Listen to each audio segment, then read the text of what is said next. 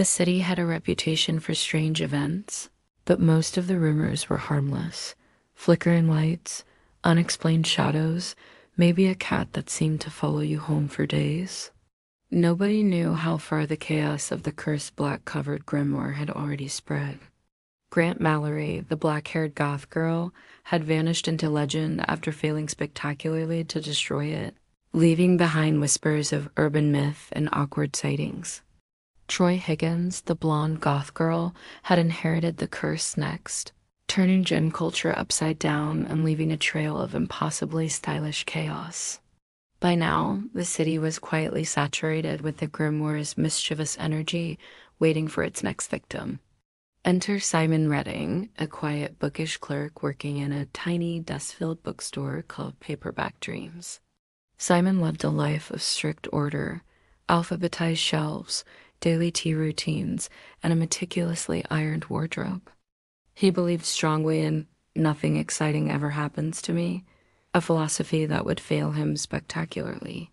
It started during his lunch break when he was tidying a forgotten shelf of new arrivals. Something black and oddly self-confident caught his eye. A book pitch black, sitting in the corner with no title, no author, and no warning. It practically pulsed at him, like it knew exactly who he was and was already laughing. Simon's fingers hovered over it. I shouldn't. Of course he did anyway. The moment he touched the cover, a shiver ran through his body like the bookstore itself had exhaled. Shadows curled around him, teasing, whispering, insinuating things that made him flinch in ways he didn't know were possible while fully clothed. His glasses fogged up, hair tickled his ears, and a small, amused voice somewhere inside his head, or perhaps just the book, murmured, "Pretty, ready?" Simon yelped and tried to pull away. The book flipped itself open, pages fluttering like raven wings. Strange glyphs crawled from the paper and swirled around him, cold yet electrifying, reshaping him in ways he didn't approve. By the time he realized what was happening, his reflection in the polished wooden floor revealed pale skin, delicate features, and a soft but impossibly vivid blue hair cascading down his shoulders. His once straight posture now carried a subtle sway, hips and chest shifting with unnatural grace. Black eyeliner seemed to appear spontaneously around his eyes, and his clothing adjusted into gothic layers, corset-like shapes, torn lace, dramatic accents, all perfectly suited to an absurdly stylish goth aesthetic. Oh no," Simon whispered, voice soft, lilting unnaturally. The whispers giggled, teasing, sending little shivers down his spine that made him blush for no logical reason.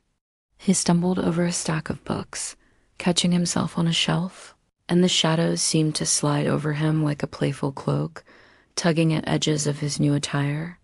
He remembered, vaguely, the rumors about men turning into goth girls, black-haired, blonde, stories so strange they seemed impossible, yet now utterly believable. Grant Mallory, the black-haired goth girl, had failed spectacularly to get rid of the book. Troy Higgins, the blonde gym bro turned goth, had met the same fate.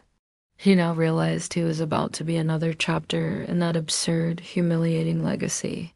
Simon tried to flee to the back office, thinking he could hide, maybe figure out a solution.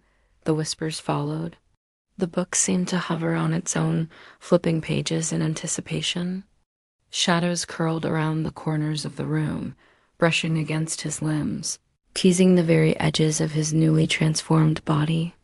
Each step became a lesson in awkwardness, each glance a tiny embarrassment courtesy of the grimoire's mischievous magic. By the time the first transformation surge slowed, Simon was fully a blue-haired goth girl, the third victim. He looked in the antique mirror behind the counter, tugging at strands of his shimmering hair.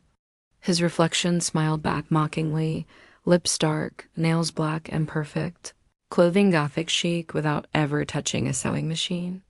Simon's rational mind screamed, "This is impossible." Yet the whispers coiled in his chest and down his spine, sending shivers that made him acutely aware of every curve, every subtle sway, every motion amplified by the grimoire's absurd magic. It was like being in a highly suggestive dance with someone or something that refused to stop teasing. Panicking, Simon tried to find ways to rid himself of the cursed book. He first shoved it into a locked filing cabinet. The lock clicked, the book slid in, but moments later he heard a faint giggle and the cabinet door creaked open. The book was sitting there upright, pages fanning as though to applaud its own indestructibility. Why won't you stay gone? Simon shouted, running to the alley behind the bookstore. He tried tossing it into a dumpster full of old magazines. The book bounced, landed perfectly upright, and flipped open with a smug little gust of wind. Simon's heart pounded. The whispers teased, promising things he didn't understand but were somehow intensely personal and infuriating. Every attempt at destruction, fire, water, even attempts to wrap it in chains failed. The grimoire was laughing in ways that weren't audible but could be felt, like the very air itself was giggling at him.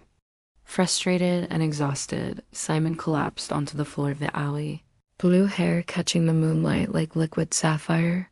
He tugged at his newly formed Gothic attire, glaring at the book, which sat innocently on a trash can rim as if mocking his failure. You're impossible," he cried. The whispers coiled, brushing his ears and teasing his senses. Next, waiting, ready. Simon groaned, of course. The book didn't care about his plans, his protests, or his identity. It had a cycle to maintain, a target to pursue.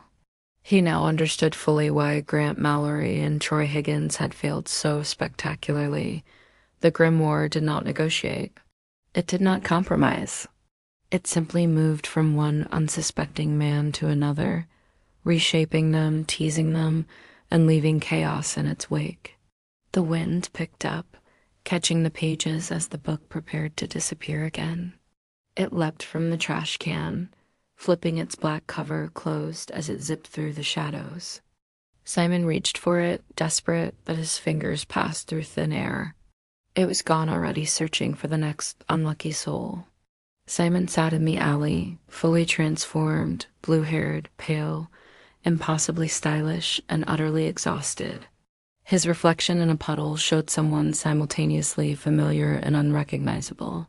Somewhere, the whispers lingered, promising more chaos, more teasing, and more transformations waiting for the next victim. Somewhere in the city, a man unsuspecting and completely unprepared would soon encounter the black-covered book. And somewhere, Simon, Grant, and Troy's stories were just rumors preparing him for the absurdity, innuendo, and unavoidable change that awaited. The cycle of transformation would continue. The book would never stop.